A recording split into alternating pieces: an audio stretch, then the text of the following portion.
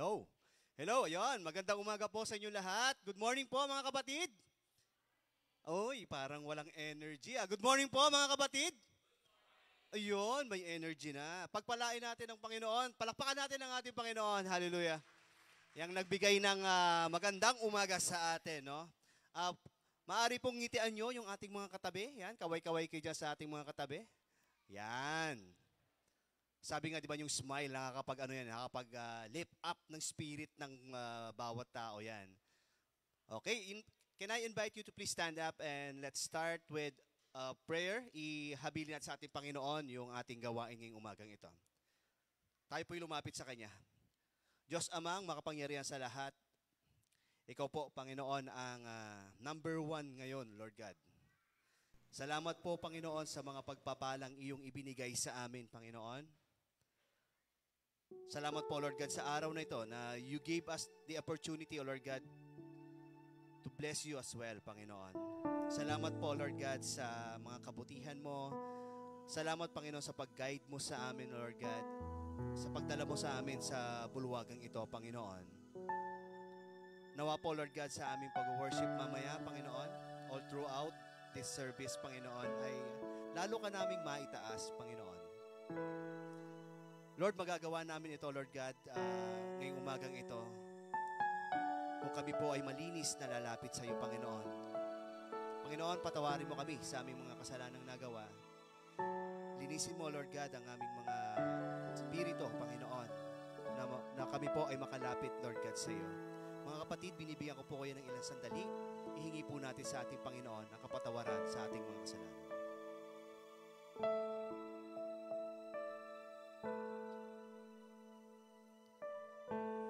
Diyos Ama, muli, Lord God, maraming salamat, Panginoon, sa patuloy na pangunawa sa amin.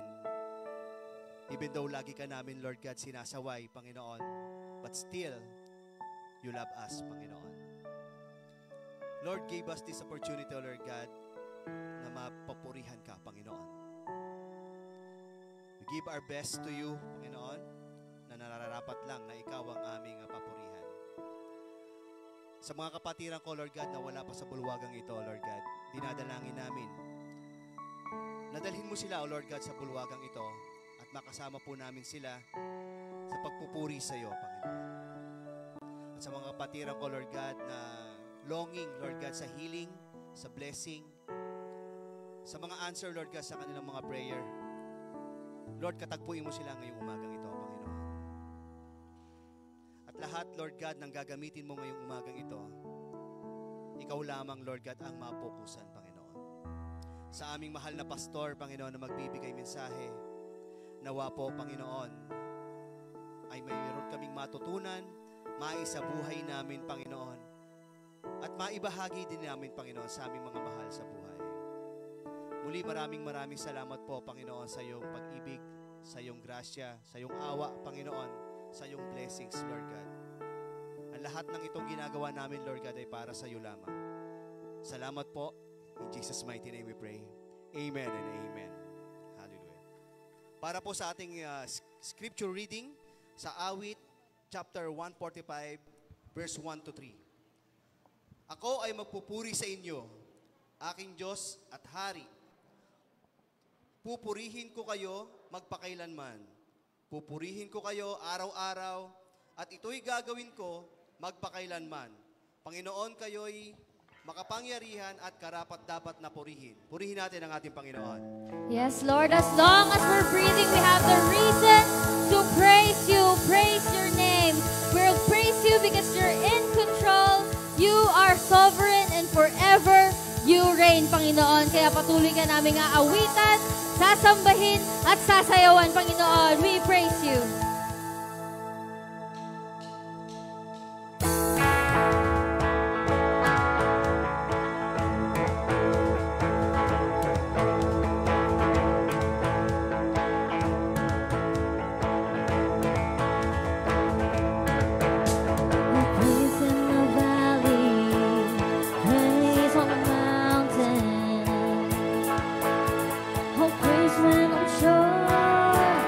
Praise when I'm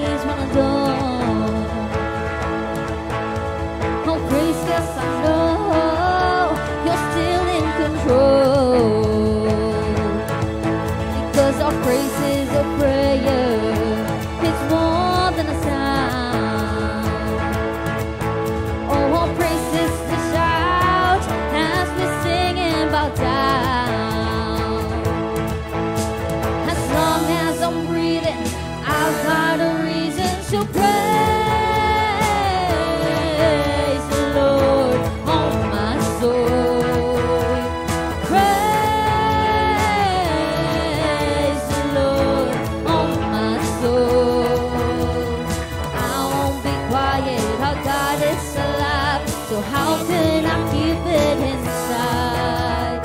Praise the Lord, oh my soul.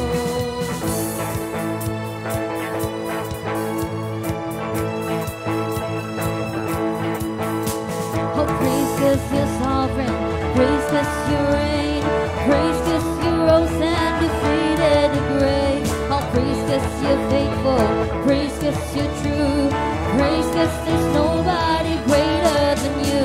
Oh, praise 'cause you're sovereign, praise 'cause you reign, praise 'cause you rose and defeated the grave. Oh, praise 'cause you're faithful, praise 'cause you're true, praise 'cause there's nobody greater than you. Praise the Lord, oh my soul. Praise the Lord, oh my soul. Praise the Lord, oh my soul. Praise the Lord, oh my soul. I won't be quiet, I got it alive. So how could I keep it inside? I won't be quiet, I got it alive. So how could I keep it inside? I won't be quiet, I got it alive. So how could I keep it inside? Praise the Lord, oh my soul.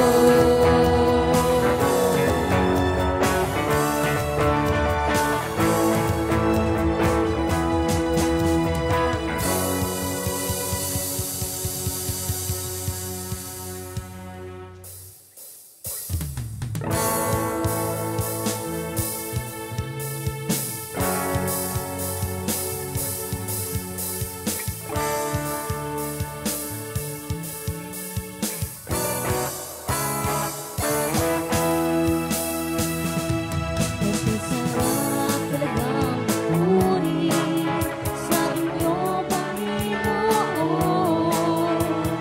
Di na kayang pigilin pa pag-iniwang na nadarama. Kailangan siyang dahilan, kaya ang puso ko'y puno ng sigla.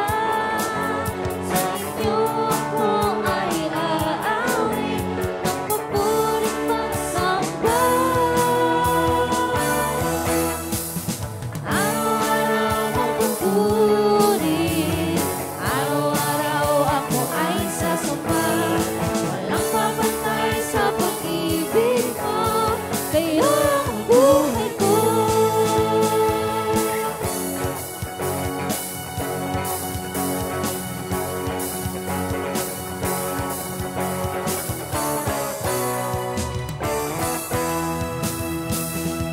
Okay, sarap talagang puri sa inyo, Panginoon. Di na kayang pigilin pa pag-iniwang na nadarama.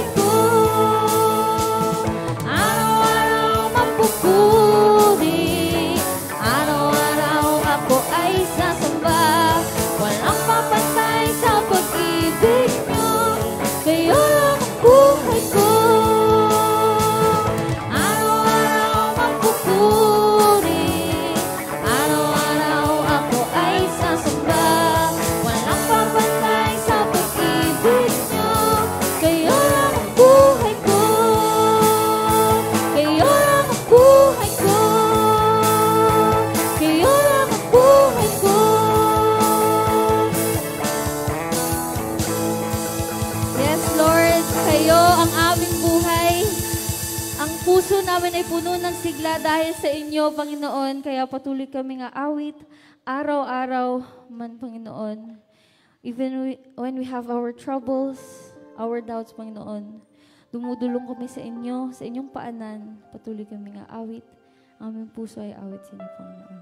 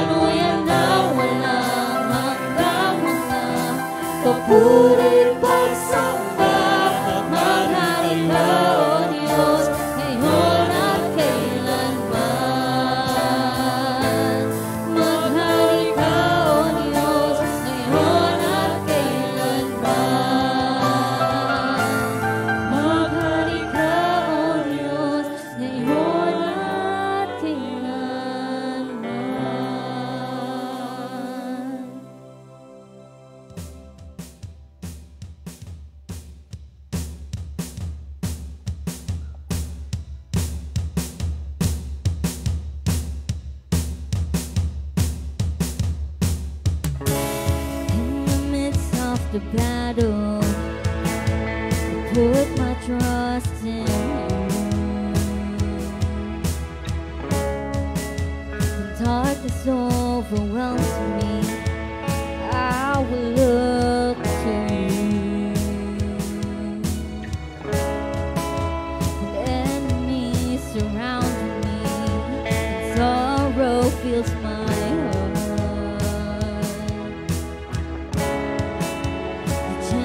Voice reminds me we'll never be apart. Now I worship, now I declare.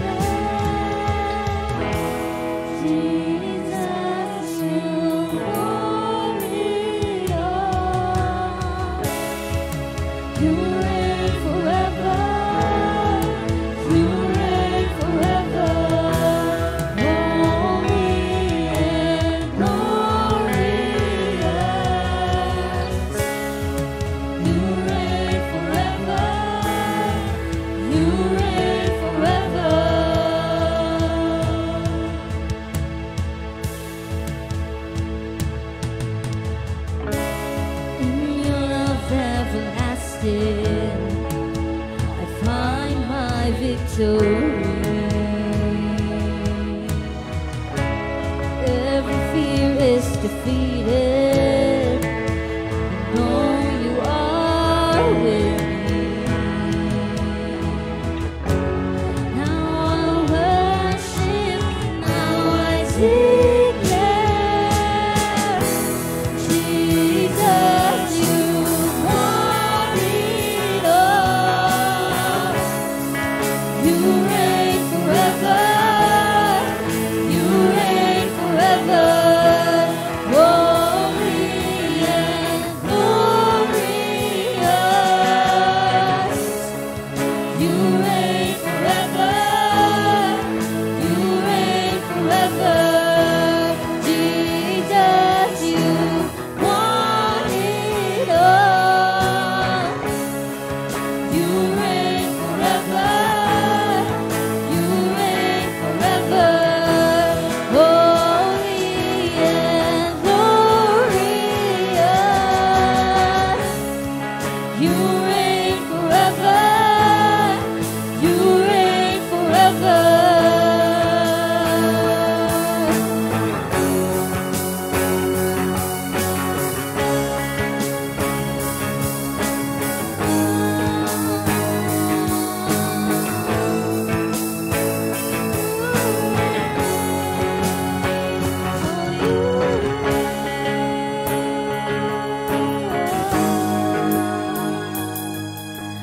When I was so lost, you chose to love someone like me, so that I could live. You gave your life upon that cross. When I was so lost, you chose to love someone like me, so that I could live. You gave your life upon that cross. When I was so lost, you chose to love someone like me, so that I could live. You gave your life upon that cross. Jesus, you've won it all. You reign forever. You reign forever. Holy and glorious. You reign forever. You reign forever. Jesus, you won it all. You reign forever. You reign forever. Holy and glorious. You reign forever. You reign forever. You reign forever. You reign forever. Yes, Lord, you reign forever in our hearts, in our lives. Lahat ng ito, Panginoon, ay para sa inyo at para sa inyo lamang. We worship you.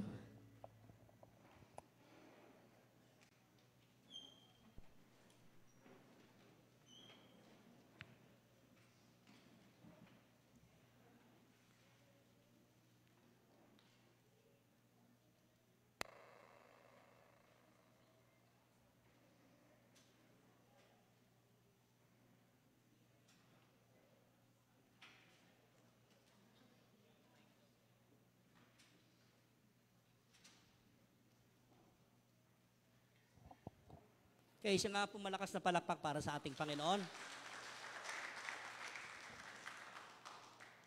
Siguro kung meron tayong i-consider na heroes ng mga buhay natin, walang iba kundi yung mga nanay. Sige nga po, palakpakan natin yung mga nanay na naririto. Kung nandyan po yung nanay mo, halimbawa, ikaw yung anak, kung nandyan yung nanay mo, pakihalikan mo nga yung nanay mo, or yung asawa, halikan mo yung asawa mong babae. Sige nga. Yes. Di ba kung meron tayong maitutuguri ang heroes o ng pamilya natin, walang iba kundi yung mga nanay talaga natin. And it was a very approachable talaga sa nanay. Lalo yung mga asawa, mahalin ninyo yung mga asawa ninyo kasi sila yung mga nanay ng anak ninyo. Yung mga anak naman, doblehin ninyo ang pagmamahalin nyo sa inyong mga nanay. Nakita naman natin, napakahirap ng mga kanilang sakripisyo sa buhay natin. Yung mga buhay pa yung mga nanay natin, appreciate natin sila. Siguro pagkatapos itong ating service, i-blow out ninyo sa labas, siguro napakaganda. I-blow out ninyo yung nanay ninyo o yung mga asawa ninyo sa isang mamahaling restaurant. No? I-blow out ninyo, subukan ninyo, appreciate those things na sacrificial ng mga nanay sa kanilang mga anak at mga asawa. Amen? Ako nga, hindi lang asawa, hindi lang nanay ang turing ko sa aking kabiyak, kundi kaibigan, lahat nasa kanya na talaga. Kaya nga lang, ay nawala na, kaya kaninang umaga nandoon ako. Ayoko nang umiyak. Gusto ko magsaya tayong lahat because the Lord give us a happy moments. Do you familiar with the CNN heroes? Nagbabasa ako last Friday. I was looking for the heroes. Meron ako napili lang sa CNN. Pag nakita natin doon sa YouTube o sa Google, pag ginugol mo, maraming mga tao na kinonsider ang CNN na naging heroes. Isang bagay nakita ko, isang Indiana siya. One of the Indian women, nagminister siya doon sa mga kababaihan nung panahon niya, doon sa India, na mga na-abducted sila. After they were abducted, siya yung nag-minister, nag-rescue siya, kasama siya sa nag-rescue, and they were sold for humanitarian, yung parang sinasabi doon, human trafficking. And this Indian woman, naging kasangkapan po siya. And what an extraordinary effort yung ginawa ng Indian woman na ito. It was an extra courage talaga. Paano niya natulungan yung mga babae na na-abduct sila, na-kidnap sila para ibenta sila sa ibang lugar, no? Maging alipin sila. And not only that, she was nominated doon sa CNN Heroes. Kilala ba natin pangalan to, si Efren Peña, Florida? Kilala natin? Nung pandemic, matatandaan natin, siya yung nagkarito na dinala niya ang schooling sa mga liblib na lugar na wala silang kakayanan yung mga bata. Tinuruan niya talaga how to toothbrush, sila ng ngipin nila, tinuruan magbasa yung mga bata. Do you remember that? Efren Peña, Florida? Natanyag siya sa Filipino ito. Natanyag siya sa CNN and he was nominated. Nanalo siya ng CNN Heroes. At napakaganda ng kanyang record. Siya talaga yung nagkaroon ng record sa Pilipinas na tinagurian. Yung mga magulang, it was the poorest to the poorer. Yung na-reach out niya po ng mga bata. Imagine natin, pandemic. Kaya siya nahayag na isa sa mga heroes ng CNN. Isa pa, pangatlo. Merong isang Pilipina na domestic helper na siya ay nagtrabaho sa Singapore. So, siyempre mga DH naman, alam natin ang mga DH, mahirap ang trabaho niyan eh. So, itong Pilipina na ito, nagtrabaho siya for about more than 20 years. Domestic helper siya ron sa Singapore. And you know what? Yung naging employer niya, from the start, yun talaga, hindi siya umalis doon. For almost 20 years, about more than 20 years, naging loyal siya doon sa paglilingkod. The good thing is, she was a Christian. Doon sa Singapore, nakakilala siya sa Panginoon. So while she was serving her employer, at the same time, she was serving the Lord. Dalawa ang kanyang trabaho doon. Sabi niya, hindi ako napunta rito para magtrabaho lang ng domestic helper.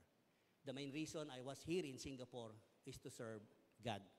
You know mga kapatid, ang paglilingkod sa Panginoon hindi lang sa Pilipinas, hindi sa iisang lugar. Because hindi natin pwedeng ikahon ang Panginoon kung nasaan lang siya, o naririto o nasa ibang bansa. We can serve the Lord wherever we want. Wherever we put, kung saan kailagay ng Panginoon, pwede tayong maglingkod. Alam nyo, nung mamatay yung kanyang amo, pinamanahan po siya ng 600 million Singapore dollars. Mababasa niyan sa Straits Times ng Singapore newspaper. Pilipina na manahan siya ng ganong kalaki at pinamanahan pa siya ng mga condominium doon sa Singapore. Napakayaman po ng Pilipina na ito. And gusto kong yung statement, ito ang pangalan niya, Christine, ito yung statement niya. Ang sabi niya, I am the luckiest maid in Singapore with or without the money.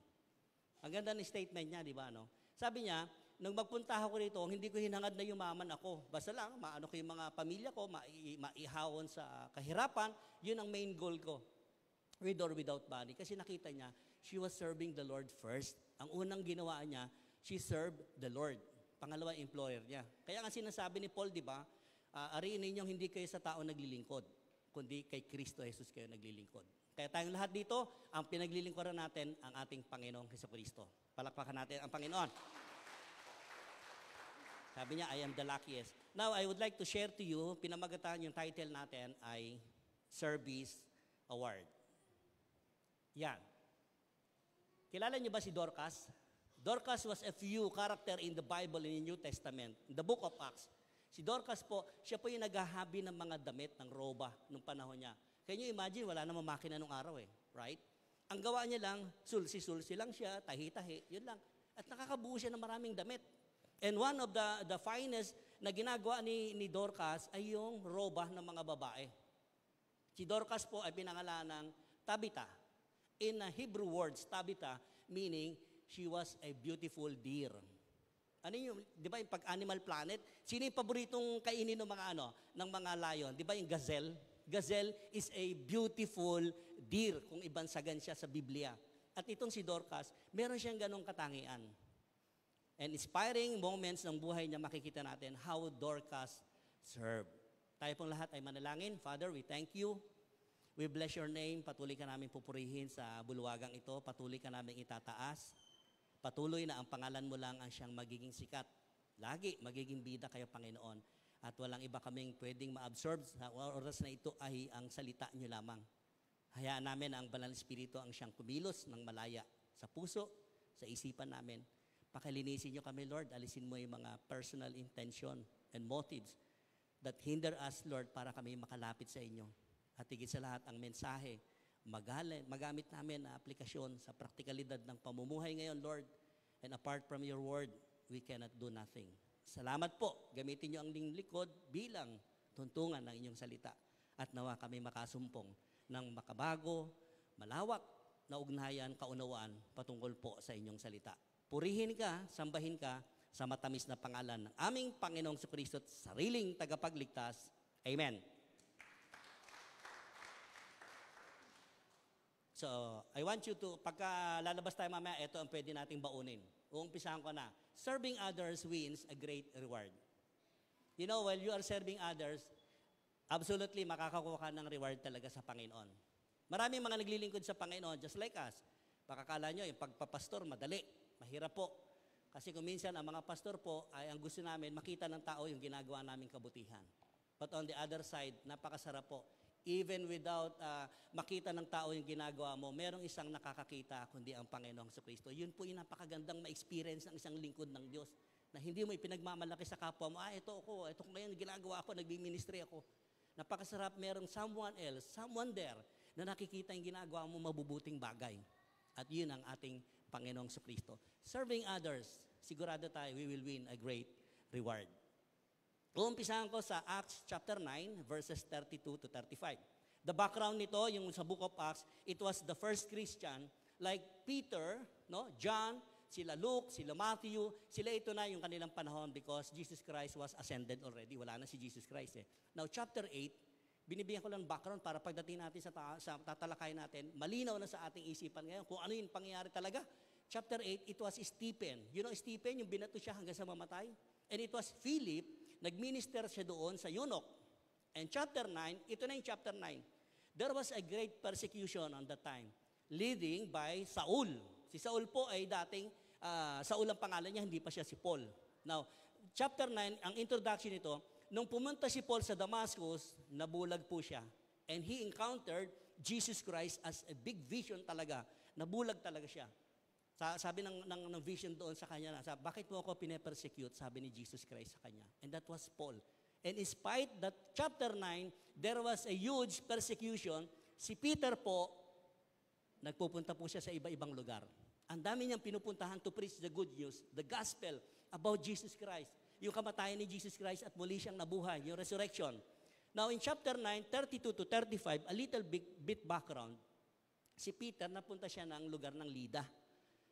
Lida, doon, ang punta niya roon para mag-preach sa mga sinagoga, para doon sa mga disciples na naroroon na nananampalataya na kay Kristo Jesus, to encourage them, na sabihin sa kanila na magpatuloy kayo, be firm sa inyong pananampalataya. Di ba ang sarap naman ng ganon? Tayo, nagmi-minister tayo to other Christians. Ano ang mini-minister natin? To encourage them na maging matatag sila because ang pagiging Kristiyano, hindi po madali. Hindi siya ayahay lang, hindi siya bed of roses. Now, napakaganda for someone, kapatiran natin, pupuntahan ka at sasabihan ka, kapatid, maging matatag ka sa pananampalataya mo. Kasi ang Diyos na pinaglilingkuran natin ay buhay. Yan yung pinipreach sila Peter. And now, napunta siya sa Lida, may natagpuan siya ron na ang pangalan ay Aeneas. Si Aeneas po, bedridden siya. 8 years po siyang hindi nakakatayo. With his bed lang talaga. Pero ang minister niya talaga, mag-preach ng good news. Nakita niya rito si Aeneas, a paralytic man who had been bedridden for 8 years, na-healed siya. When Peter encountered itong si Aeneas, alam niyo, ang sabi lang ni Peter, nung makita niya, sabi niya, pinapagaling ka ng Panginoong Jesucristo. Tumayo ka, bitbitin mo higaan mo. I was recalled, di ba? Nung buhay si Panginoong Jesucristo, kasama itong si Pedro, ang daming pinagaling ni Jesus Christ using that kind of method, parehong estilo. Remember that 38 years, yung impotent man, patayo ni Jesus Christ? Ang dami po mga paralitikong tao na pinatayo ni Panginoong Jesucristo. And this time, sila Peter na po yung gumagawa. Kaya tama yung sinasabi ng Biblia, ang sabi ni Lord, mas mapapalad yung mga tao na hindi ako nakita. Pero nanampalataya sila because they can do greater things than I. You get that, mga kapatid? Nagkakaintindihan tayo? Tayo ngayon ang sinasabihan ni Jesus Christ, we can do greater things doon sa ginawa pa ni Kristo Jesus, just like Peter. So napatayo niya yun. Ang sabi roon sa verse 35, as the result, ang naging resulta ng pagpapalakad niya roon sa lumpo, many turn to the Lord. Remember that highlight. Many turn to the Lord. Saan? Nasaan siya? Sa Lida. Sa buong bayan ng Lida, kumalat ang balita na itong si Pedro na lingkod ni Jesus Christ, nagpapagaling, nagpapalakad ng mga lumpo. Now, tingnan natin sa mapa. Yung Lida, it was a 10-mile different doon sa northwest ng Joppa. Now, Joppa, Lida, from Jerusalem, napakalayo po. Maybe 20, 25 miles or 30 miles approximately. Ganun kalayo. Imagine natin, wala naman mga LRT noong araw, walang sasakyan po. Paano sila nagmi-ministry? Samantalang ngayon, ang ganda natin, di ba? Susunduin, ka, mag-Bible study tayo, susunduin ka namin ng sasakyan. Naku, ayaw pa. Tinatamad pa. Choosy pa. Ano ba sasakyan nyo? Karag-karag, jeep lang. Naku, magda lang. Nung panahon nila, walang mga sasakyan. Lakad lang sila ng lakad. Nadudumihan ng mga paan nila. Siguro mga amoy putok pa sila nung araw talaga. No? Bira naman sila maligo noon eh. Pagka nakakita lang silang balon, doon sila maghihilamos. Samantalang tayo, we have all the privilege na makapaglingkod tayo sa Panginoon. Now, napagaling, kumalat ang balita. The next slide. Acts 36, chapter 9, verse 36. Ito na yung istorya ni Dorcas. I would like to share to you. Ito na si Dorcas. In Joppa, there was a disciple named Tabitha. A Greek word, her name is Dorcas. So pinangalanan siyang Dorcas. Now in the Bible, very rare, makikita natin, papangalanan ng isang babae as a disciple. Mostly, lalaki ang tinataguri ang disciple. But here, look, the writer of Acts, book of Acts, in-emphasize niya rito, isang babae na disipulo ni Kristo Jesus na taga Joppa, ang makikita natin. Anong katangian? Ang sabi ni Luke, tingnan yung writer, napakaganda ng pagkakasulat niya. Ang sabi ni Luke, she was always doing good and helping the poor. Ini-imagine ko, tinitinaw ko, sabi ko, binubulay ko, o nga, no? Si Dorcas siguro 24 hours, she was doing good and helping the poor. Na mamaya makikita natin ano ibig sabihin ng poor. Sino ba yung mga nakabilang doon sa poor, sa may hirap? Poorer to the poorest. The next verse, 37. Ito ang pangyayari. About that time, anong panahon yun? About that time, ito yung panahon na nandoon sa Lida, si Peter, pinagaling niya yung lumpo. Right? About that time ang sulat ng writer So ibig sabihin, maybe the same week, the same day, nung pinapagaling ni Peter yung lumpo doon, itong si Dorcas nagkasakit ng malubha. She became sick and died. Hindi naman narrate dito na detalye kung anong resulta, bakit nagkasakit namatay itong si Dorcas. Sigurado tayo, malubha yung naging sakit niya at siya'y namatay. Ang sabi rito, and her body was washed and placed in an upstairs room. Very familiar in the Old Testament. Si Propeta Elijah, Eliseo, yung dalawang propeta yun, ganyan sila lagi. Remember that yung pinagaling niya yung babae, yung anak ng babae, doon sa upper room din, hiningahan ni Elijah. The same procedure, pag tinignan natin, parang nagre-reflect sa Old Testament. Now that the New Testament, in the form of Peter, ganito rin yung estilo na makikita natin. At nung panahon nila, pagka ang tao namatay, ini-embalm kagad. Inimbalsa mo kagad yan. But here makikita natin, ma-observe natin, about that time, nung mamatay itong si Dorcas, ang katawan niya, pinaliguan at inilagay doon sa upper room, sa taas ng kwarto. Verse 38, Lydda was near Joppa. Remember that the map, pinakita ko sa yung mapa, di ba? 10 miles ang layo nun, malapit. Paano ngayon makakarating yung balita agad-agad doon? Sabi nito, so when the disciples heard that Peter was in Lydda, the disciples, ibig sabihin yung mga mananampalataya ni Kristo na nando doon sa Joppa.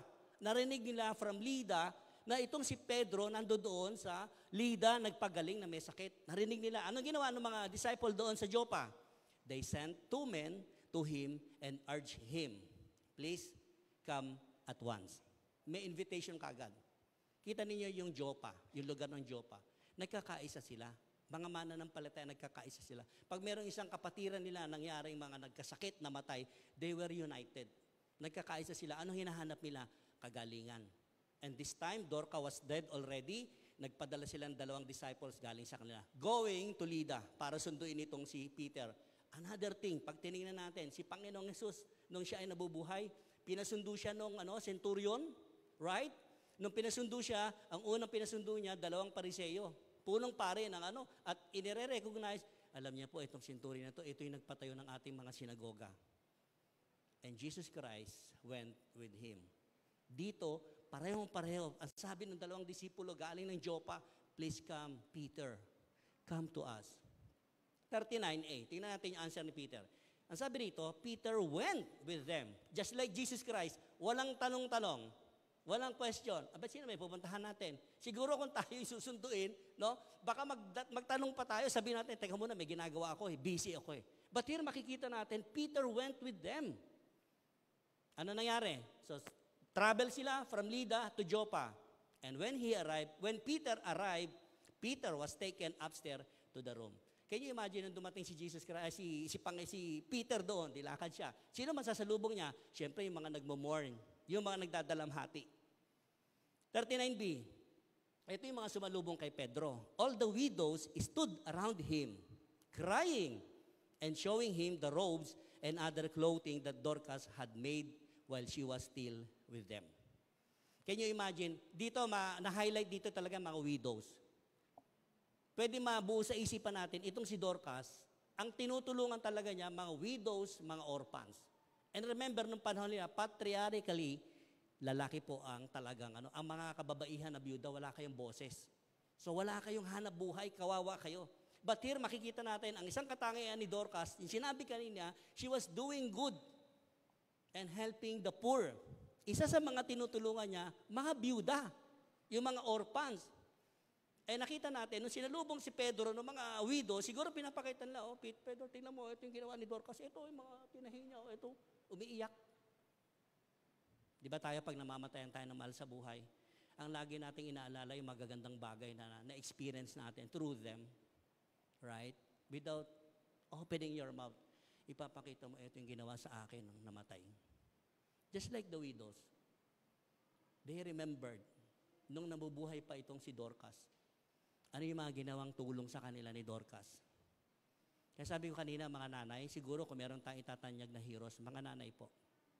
Alam niyo yung pagluluto ninyo ng baon ng mga anak niyo, ng asawa niyo, magtatrabaho, kinabukasan, gigising kayo ng maaga. Mahirap po yan.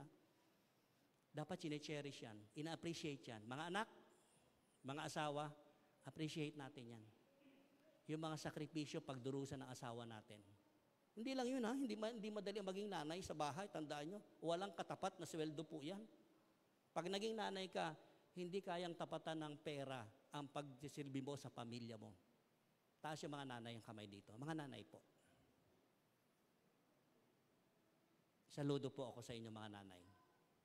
Mabuti kung buhay pa yung mga nanay natin o yung mga asawa natin. Salamat, nandiyan pa sila.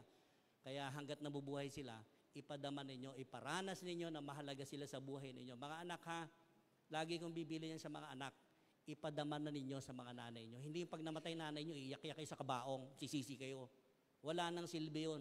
Ngayon nabuhay ang mga magulang ninyo, pahalagahan nyo sila. Palakpakan natin mga nanay. Yes? Sa verse 40, tingnan natin. So, yung senaryo, pinapakita ng mga widow yung ginawa ni Dorcas sa kanila, yung mga tinahi. Ang hirap naman manahi nung araw. Sabi ko kanina, walang mga makina nun. Ang dami nito mga widows na binigyan ni Dorcas ng mga damit, ng mga roba, mga magagandang hobby niya. Di ba, importante yun? Ang sabi rito, verse 48, Peter sent them all out of the room. Siguro naguguluhan si Peter, pinalibutan siya pinapakita yung mga ginawa ni Dorcas sa kanya si Peter naman sabi niya, pwede bang magsilabas muna kayong lahat? Then he got down on his knees and prayed. Napakaganda na gesture ni Peter. Remember that yung anak ni Jairus, yung anak niya, nung sinundo siya ni Jairus, di ba? Patay na yung bata Yung sinabi, Talita, gum! Sabi niya, bumangon ka, rise up. Tandaan natin, the same. Pag tinignan natin, kasi nung pumasok sila doon, ang kasama ni Jesus Christ, si Peter, si James, saka si John lang. Now this time, eto na si Pedro, mismong sa kanyang sarili, may experience niya, meron siyang bubuhay, may pabubuhay sa kanyang patay. At ang sabi niya rito, labas kayong lahat. The same procedure, pagka tinignan natin, nga, parang si Panginoon. Siguro si Peter talaga, or siguro, hindi lang siguro, totoo, yung mga na-experience niya kay Jesus Christ, naaalala niya, ano? Parang tayo rin. May mga bagay na naaalala tayo na ginawa ng ating mga nauna sa atin. At pag naalala natin, ginagawa natin ngayon, effective naman talaga. And Peter, very effective. Paano naging effective? Ang sabi rito, he got down on his knees. Lumuhod po si Pedro. And he prayed. Siguro yan isang magandang gesture na pwede natin makuha dito sa kwento. Si Dorcas, patay na. And Peter, nanalangin siya. Hindi naman na detalye kung ano ipinanalangin ni Pedro. Kaya ako, ang dami ko ipinanalangin na may mga malubhang sakit na matay halos lahat. Kaya nga sabi sa akin, isang Pastor, ka na babalik dito, papatayin ka ng asawa ng Kapitan del Barrio. Kasi namatay. Kung minsan kasi, alala mga pastor, atat na atat, pag may mga ganyan, pray mo, atat na atat, pasok, in the name of Jesus, mabuhay ka. Atat na atat yung mga pastor, no? Di ba? Kung minsan nga, kaka-rebuke ng mga pastor, yung mga leaders, yung mga sinasabi lang, sila daw yung mga nag-intercessor sa prayer, napalaya sila si Panginoong Jesus. Panginoong Jesus, lumayas ka. Sabi naman nakikita, sino pinalayas mo? Si Jesus, siya nga nag-rebuke. No? Sobrang, excited. Pero, pag tinignan natin, sa verse 40b, turning toward the dead, tingnan nyo turning toward the dead, while Peter was kneeling and praying, turning toward the dead, tingnan nyo, ang sinulat ni Luke. Dapat sinabi nila, turning toward to Dorcas. Anong ibig sabihin ni writer? Ina-emphasize dito na itong si Dorcas, patay na talaga. Right? Patay na. Ang sabi dito ni Peter, Tabitha, get up. Malakas po ito hindi mahina. Nag-uutos, may command siya. Tabitha, get up. Ano nangyari? She opened her eyes and seeing Peter. Nung buniksan ni Dorcas yung mata niya, nakita niya si Pedro at siya'y naupo. Siguro ang ganda ng panalangin ni Peter. Bukod kay Peter, ang daming mga nananalangin, yung mga widow na pinalabas niya, no? Tama? Lahat sila nananalangin din, kinakatok nila ang langit, buhayin mo, Panginoon, si Dorcas. Blessing sa amin si Dorcas. Di ba, ang dami naman ngayon, minsan pag may namatay na, mabuti nga sa kanya, namatay siya. Di ba? May mga ganun na nanalangin at hindi pinapanalangin, mabuhay. Right? Dito, ibang-iba. Si Dorcas, ipinanalangin. And it was granted by the Lord Jesus Christ. Nabuhay po si Dorcas. Kita niyo yung sequel ng ng istorya.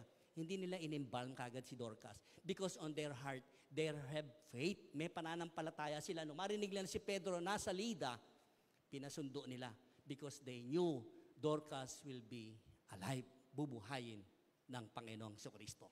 Palakpakan natin si Jesus. Tingnan niyo yung ginawa ng gesture din ni Peter. 41 verse, sabi rito, Peter took her by the hand and helped her to her feet. So, itinayo niya, si Dorcas. Then he called for the believers. Sa kanya tinawag yung mga mananampalataya bukod doon sa mga widows. Ang sabi niya, especially the widows, and presented her to them alive. Siguro kung tayo nakita natin yung buhay, baka magtakbuhan tayo, no? Baka mamaha tayo. Pero dahil sa kanilang pananampalataya na mabubuhay si Dorcas, wala sa kanilang ganun takot. Kundi excitement, makita nila yung kanilang iniidolo, si Dorcas, mabubuhay. Kaya tayo, pwede rin naman tayong bumuhay ng patay. Paano, pastor? Di ba? Pwede rin tayong bumuhay ng patay. Spiritually po. Sa pagmi-minister natin, mga kapatid, sa other people, sinasabi natin, mga walang pananampalataya daw, kuno, no? Pwede po tayong bumuhay ng patay. Patay, spiritually, hindi po physically. Someone that there is need, na spiritual na kanilang buhay, patay sila. Wala silang ugnayan kay Kristo Jesus. And so we are, just like Peter, dito sa pinag-aaralan natin. Oo nga, no? We can be like Peter. Peter minister to the dead person. And now, she was alive, si Dorcas. Verse 42. Kanina, sa Lida, yung pinalakad niyang lumpo, the news became shattered o kumalat yung balita tungkol sa ginawa ni Pedro. Lalo dito, bumuhay si Pedro ng patay. Ang sabi rito, this became known all over Joppa and many people believed in the Lord. You know, kuminsan mga kapatid, sa totoo lang, it doesn't matter kung tayo nakikita ang buhay natin maayos, maganda. Hindi naman masama yun, nag-idolize tayo. Si pastor o sino man, maganda ang buhay niya, karapat-dapat yan. Hindi naman masama yun. Pero you know, kahit hindi ka naman nagte-testify, hindi ka nagsasalita sa kapwa mo, may nakikitang kakaiba sa'yo. You are different. Right? Tayo mga believers ni Christ dapat differently may nakikita sa ating kakaiba. Na pero may nakikita sila, yung kakaiba na yun, yun yung Jesus Christ, yun yung Jesus. Yung Jesusness, the essence of Jesusness sa atin. Yung tao yan, dating magagalitin yan. Yung taong yan, napakaikli ng presensya, pero ngayon bakit nagkaganyan? Of all the people sa buhay natin, di ba ang hirap naman mag-testimony sa pamilya? Siguro sa labas, ang dali mong paniwalain ng tao. Bakit sa loob ng pamilya, napakahirap paniwalain yung mga miyembro ng pamilya mo? Why? Because sila mismo ang nakakaalam kung sino ka. Alam nila kung anong pinag-ugatan mo. Alam kung anong pinagsimulan mo. At lalong alam kung anong baho mo. Right? Pero, yun yung napakaganda. Kapag ang pamilya natin mismo, na-encourage natin, nakikita nila sa buhay natin, without witnessing or testimony sa bibig mo, darling, sweetheart, nabago na ako ng Panginoon. Kahit hindi mo sabihin yun, kahit yung mga anak mo, they were amazed, ma-amaze sila. Kasi dati kang patay. Just like Dorcas, na binuhay ka lang ng Panginoong Kristo. Now, nung binuhay ka, lalo kang nagningning. Lalo kang nag-shine. And that shine, the light that shines through you is Christ Jesus. Tayong lahat, hindi natin kayang baguhin ang sarili natin. Hindi natin kayang magbago ng kapwa natin. Pero kapag kakubilala, naniwala kay Kristo Jesus, kayang baguhin ng ating Panginoong Heso Kristo. Palakpakan natin si Christ. Kaya sabi ko kanina, maganda itong motto natin, serving others wins a great reward. You know, ang prinsipyo ng Lord. Pinagkatiwalaan ka ng maliit na bagay, yung parable, right? Pag pinagkatiwalaan ka ng maliit na bagay, napalago mo yun, napalaki mo yun, well done, my faithful servant, ang sasabihin ng Panginoon. Lalo pa sa malaking bagay. Kung sa maliit na bagay, hindi ka mapagkatiwalaan, lalo pa sa malaking bagay. Now, ang sinasabi ko, the point is, tayong lahat naririto ngayon, with or without a huge possession sa buhay natin, siguro ang maganda sabihin natin ngayon, Pastor, Panginoon, yung position ko ngayon, where I am now, kung ano yung position ko sa pananalig ko at pagtitiwala sa Panginoong Kristo, yun yung magandang bitbitin ko sa buhay ko. Not only just the possession. Hindi ko sinasabi yung possession, baliwalain nyo na ha. Kung meron kang possession na huge, mayaman ka, marami kang bagay, materials, then do it together with your faith, your stand and position sa harapan ni Kristo Jesus. Because while you are serving others, you will win great great reward. Amen po. Now, itong iwan ko sa inyo, itong challenge ko sa inyo. Serve God with what He has given you. Kung minsan kasi, yung wala sa atin, yun ang hinahanap natin. Tinitingnan natin yung kapwa natin, naglilingkod sa Panginoon, sana ganun din ako. You know, lahat ng binigay sa atin ng Panginoon, may gamit po yan. Kumakanta ka dyan, it is a gift coming from the Lord. Si Dorcas, hindi po kumakanta, hindi nagpipreach dito sa pulpito. Anong ginawa ni Dorcas? Doing good to others, helping the poor, the widows, the orphans, in-acknowledge ng Panginoong Kristo. Hindi dahil miyembro ka ng isang kongregasyon, no? Ikaw ay nabubukod tangi na, hindi yun pinagbabasihan ng Panginoon. What has God given to you? Ano bang binigay ng Panginoon sa akin? Tingnan mo kapatid, kung minsan kasi ang tinitingnan natin, yung nasa iba, hindi naman para sa iyon. Kung anong meron tayo, maliit na bagay yan, malaking bagay yan, pareho yan na ibinigay ng Panginoon, gamitin mo para sa ikaluluwalhati ng Panginoon natin, Jesucristo. Ang lahat ng bagay, may gamit po sa atin. Don't look at your own possession. Look at what position you are sa harapan ni Kristo Jesus. Tayong lahat ay yumuko sa presensya ng Panginoon. Minsan pa, O Diyos, maraming salamat sa mensahe na pwede namin kapulutan ng praktikalidad na aral. Pwede rin po namin ito ma-apply sa kapwa namin, sa pamilya namin. Higit sa lahat, Lord, yung mga nanay namin. Patuloy mo po silang palakasin, patuloy na bigyan ng karunungan, at higit sa lahat, yung pagmamanage sa family namin, especially sa mga anak namin, at sa congregation na ito, Panginoon. This is your family. And the root of all these things, Lord, Panginoong Jesus, kayo po ang sentro ng pamilyang ito. Kaya salamat po, dahil kayo ang sentro, marapat lamang pong ibalik namin sa iyo ang pinakamataas na papuri, parangal, pasasalamat sa pangalan lang ng aming Panginoong Kristo at sariling tagapagligtas. Amen.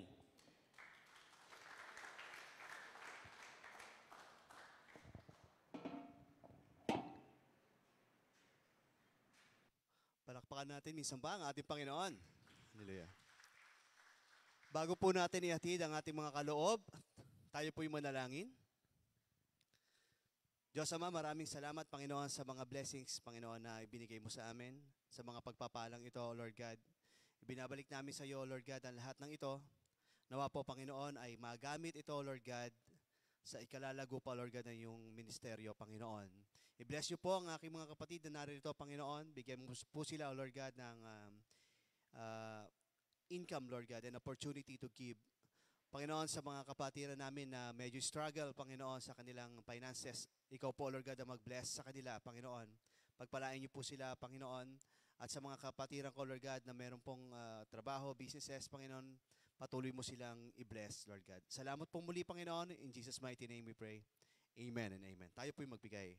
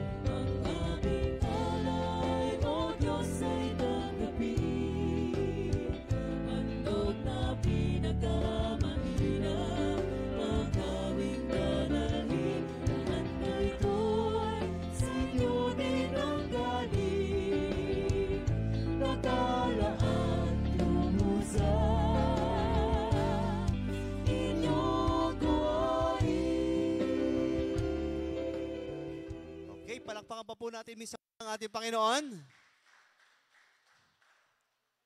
Again, Happy Mother's Day nga pala sa mga mother na nandito. Happy Mother's Day po. So sa ating po mga announcement, sa Youth Abot Kaloob po at Bahay Parola, Santa Rosa, Laguna on May 18.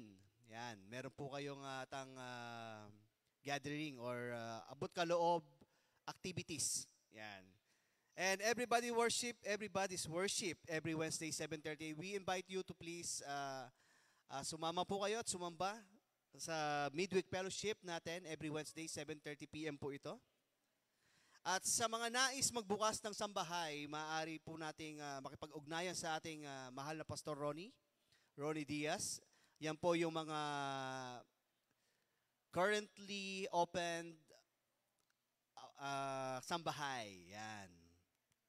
At ang Day by Day San Pedro ministry po ay meron pong anibersaryo na gaganapin sa June 23 na po. Palakpakan po natin ang ating Panginoon. 30th anniversary na po. 30 years na pala, no? Kasing edad ko pala ang ating Day by Day. O parang hindi kayo naniniwala. June 23 po ito, ha? Sa Pasita Astrodome po yung ating anniversary na gaganapin. More information following po sa next week. And then, meron pong Women's Fellowship next Sunday. So mga women's po, mga mother dyan, mga women's, taas po yung mga kamay nyo. Yan. Kayo po ay invited next week, May 19, after second service po. Meron po kayong follow-up. Ito po yung steer-up ng naganap nating Men's and Women's Fellowship. Meron pong Women's Fellowship para po patuloy ang alab ng pagsamba at pag-serve natin sa ating Panginoon. Bahay Parola announcement, Sister Rose Abarientos. Ito na po siya, yung video as Sister Rose. Ito pa.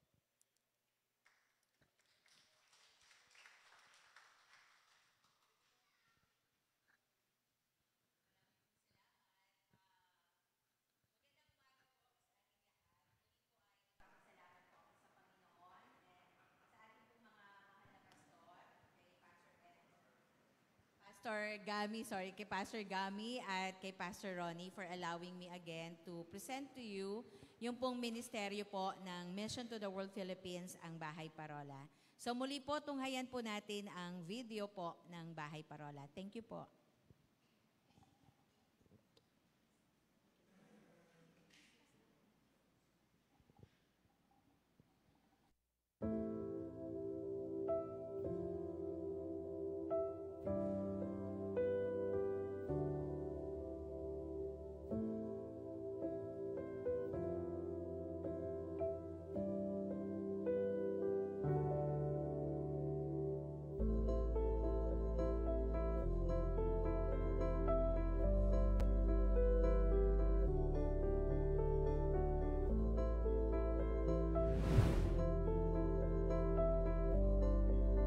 Nagkukwentuhan po kami, tsaka naglalaro po kami. Pinalaki po ako nila na maayos at di naman po ako masyadong nagkukulit. Nag-aaral at nanonood po ng TV at kumakain po.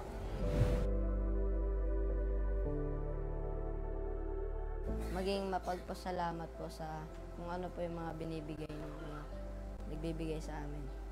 Yung paggalang po sa nakakatanda po. Memorable po na nangyari sa akin. May mga tao pong nagmamahal sa akin. Tapos may nagpapasaya po. Ang pinaka-favorite ko po ay yung Pasko po kasi madami pong bisita po.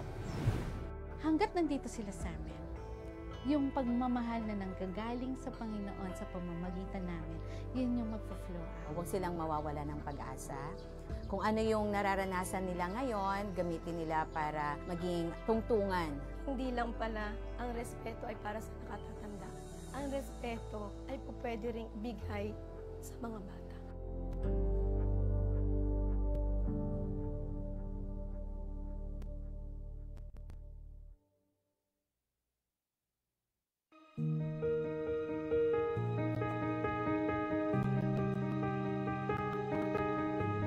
Mission to the World Philippines Foundation is a registered and licensed child caring agency of the SWD. So lahat yun referred sa amin. And then, we take care of children who are orphans, abandoned, neglected, and at risk. Ang Bahay Parola serves as the mercy ministry of Mission to the World Philippines Foundation. Ito yung orphanage or residential facilities. Currently, what we have are two Ang Bahay Parolas. One is Ang Bahay Parola in Bacoor, Cavite. We call it Ang Bahay Parola Grace Home. So, mga boys ang nandito. Tapos, ang Bahay Parola Peace Home in Santa Rosa, Laguna, mga girls naman. We admit ages 6 to 12.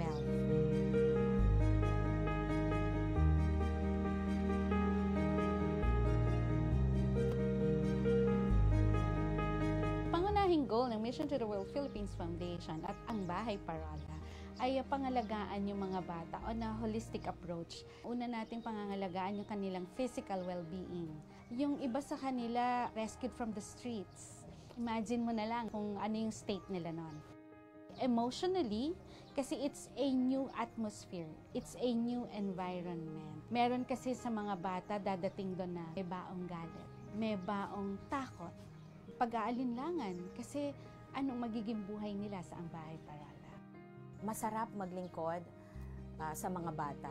Yun yung nakakapagpasarap ng pakiramdam ko na only the Lord can give the fulfillment, the joy of serving God, no? Hindi siya madali. Sabi ko nga, mahirap, actually, nakakaiyak, nakakapagod. Pero at the end of the day, if I evaluate myself, nakita ko, Lord, thank you. Kasi again and again, bumabangon ako kasi may pag-asa. Hindi madali maging house parent. Pero sa totoo lang, kung ako ay nagtuturo sa kanila ng mga bagay na dapat nilang matutunan, ang totohanan doon, sila yung nagtuturo sa akin. Rewarding yun. And isang bagay pa ay yung naging parte ako ng buhay nila.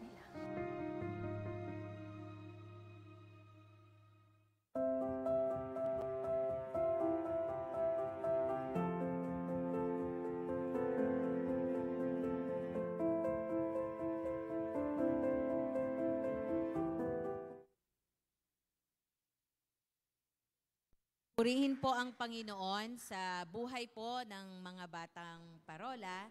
Salamat po sa Day by Day San Pedro Jesus Ministries na kayo po ay kabahagi po ng ministeryong ito.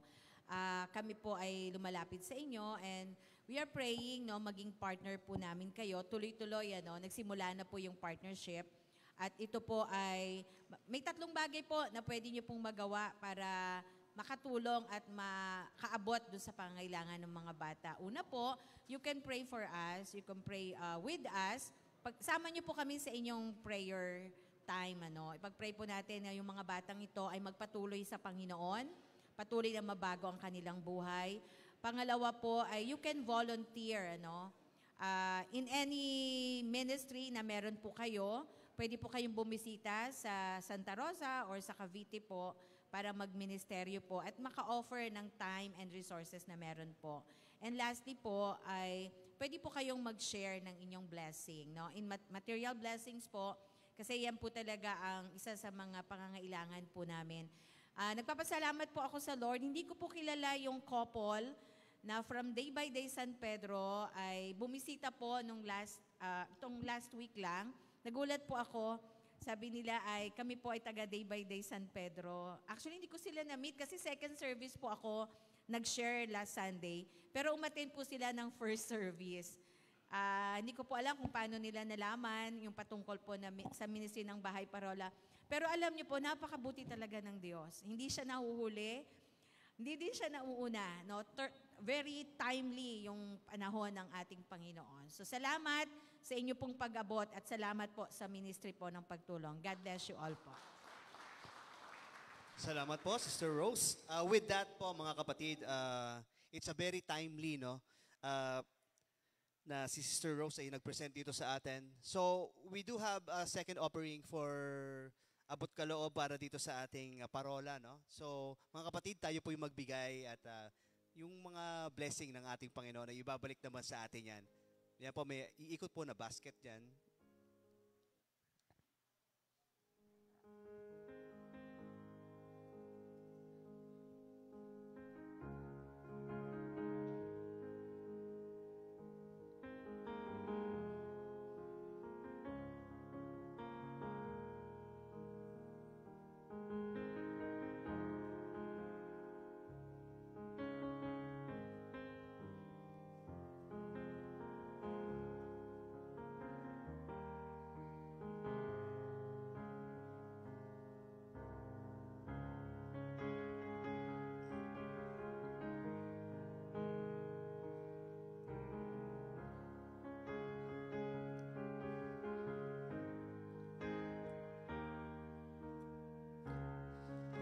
Okay, minsan pa palakpakan natin ang ating Panginoon. Yan. Para po sa ating mga first-timer, we acknowledge you kung sino man kayo at kung sino man yung mga kauna-unahang magsimba dito or first time nyo pong umaten. Ina-acknowledge po namin ang iyong presensya. Maraming salamat po sa pagdalo dito sa Day by Day San Pedro. At lagi po kaming merong Sunday worship. Every Sunday yan, 9 a.m. to 10. And then 11 to 12. Yan. So we encourage you to invite and magsimba po tayo every Sunday.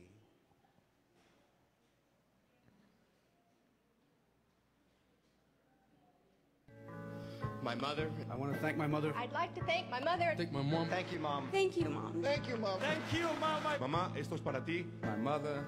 Love you. I'd like to thank my mom. Especially my mom. My mom. My mom. My mom. My mother. My mother. Mi madre. My mother. And mama, all I'm gonna do is keep making you proud. Brave, beautiful woman I've ever known. The greatest woman on the planet is here tonight. That's my mother, Ruth. My mother. My mother. My mother taught me to write. Taught me that all of my finger paintings were Picasso's. Thanks to my mom for always encouraging us to... Ang simpleng tula na ito ay ginawa ko para sa isang ekstraordinaryong nanay katulad mo. Ma, nay, nanay, ina, inay, mother, mom, mommy, mama, alinman dyan ang pangalan na ginagamit namin para ikaw ay tawagin. Ikaw naman ang unang babae na sa akin ay umamin. Umamin na ang katulad ko sa iyo ay isang blessing. Umamin na magalit ka man sa akin, ako ay mahal mo pa din. Ina.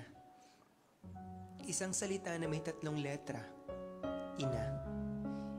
I. Iningatan mo ako sa loob ng sinapupunan mo. Sa loob ng 9 na buwan, kahit di mo pa ako nakikita, mahal mo na ako. I. Inalagaan mo ang katulad ko simula pa noon at dama ko pa din ang pag-aalaga mo hanggang ngayon. Naaalala ko pa ang lahat ng ginawa mo, lahat ng pasakit mo at mga sakripisyo. Ikaw yung tao na lagi ako'y suportado. Ikaw yung tanggap ako kahit madalas nagkakamali ako. Nais kong ipabatid na ikaw sa akin ay mahalaga. Di man ako showy, mahiyain lang po talaga. Nanay, mahal kita. Totoo po yun talaga. At ngayong dadako na ako sa huling letra.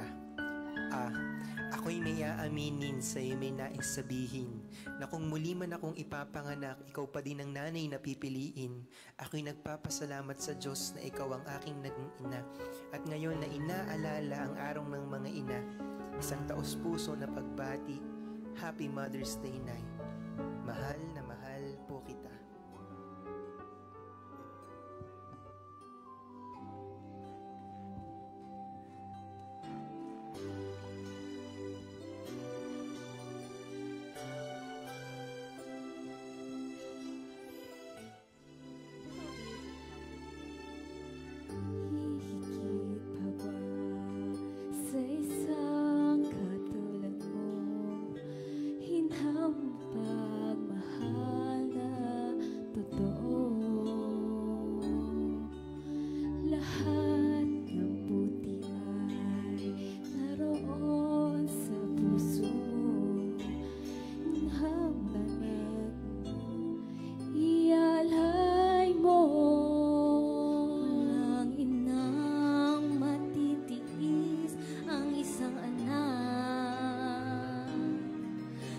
Dakila at higit ka sa lahat.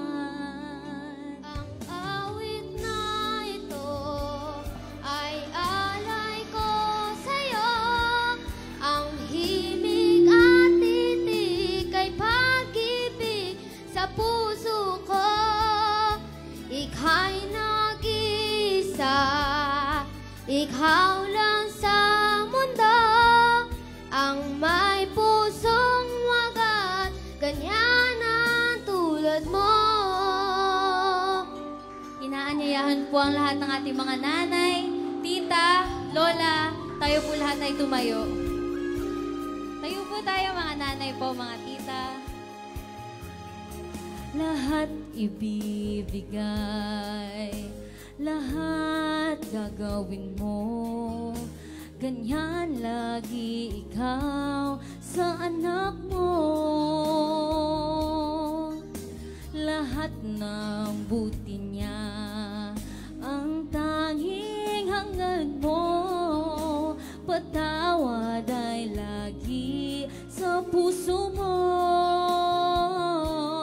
Walang inang makatitiis sa isang anak. Ika'y dakila at higit ka sa lahat. Ang awit na ito ay alay ko sa'yo. Ang himig at titig ay pag-ibig sa puso mo. Ika'y nag-iisa, ikaw lang sa mundo. Ang may pusong walang ganyan ang tulad mo. Ang awit na ito ay alay ko sa'yo. Ang himig at titig ay pag-ibig sa puso mo. Ika'y nag-iisa, ikaw lang sa mundo. Ang may pusong wagas, ganyan ang tulad mo. Happy Mother's Day po. Happy Mother's Day po.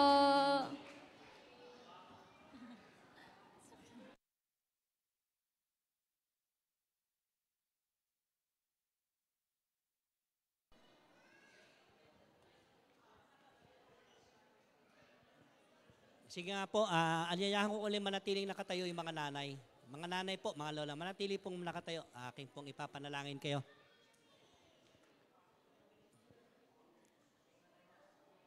Further announcement po, sa Saturday na po gaganapin yung ating abot kaloob sa youth ministry sa Parola. Bahay Parola po at 4 p.m. Makakasama po natin yung mga youth na magmi-ministry doon sa Bahay Parola. Sa Sabado na po yan ha, 4 p.m. Tayo pong lahat ay itaasan natin ang kamay yung ating mga nanay na nakatayo.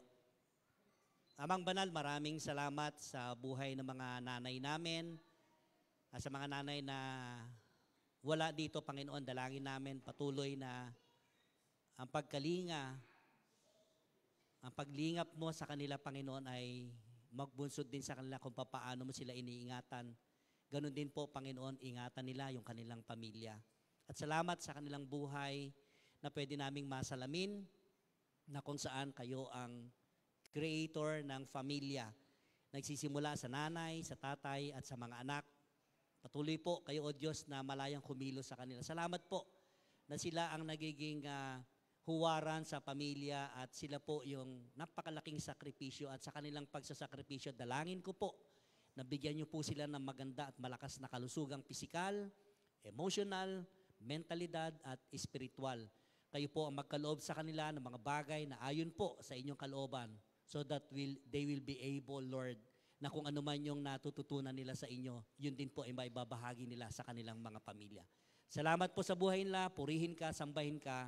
In Jesus' name we pray. Amen. Tayo pong lahat ay magsitayo para sa ating panghuli at pangwakas na panalangin.